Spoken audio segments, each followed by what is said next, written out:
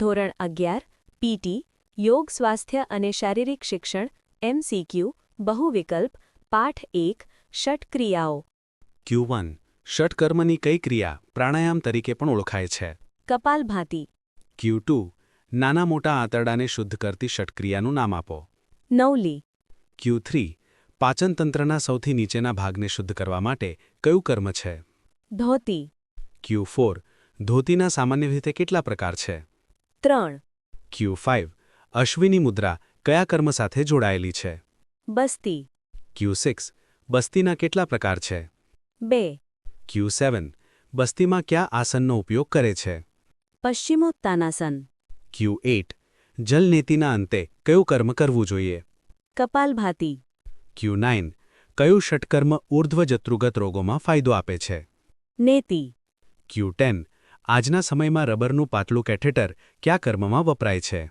સૂત્રનેતિ Q11 નીચેના બંધમાંથી કયા બંધનો ઉપયોગ નવલી કર્મમાં થાય છે?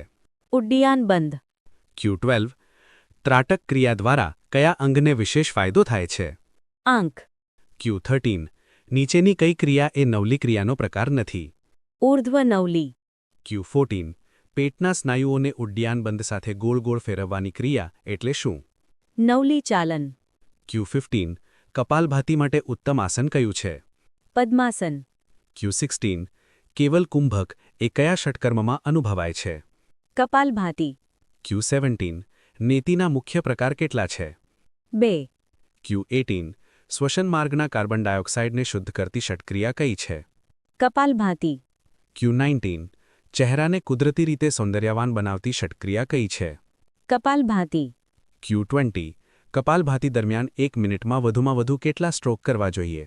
120 Q21 કપાલભાતિ એ માત્ર કયા સ્વરૂપની ક્રિયા છે?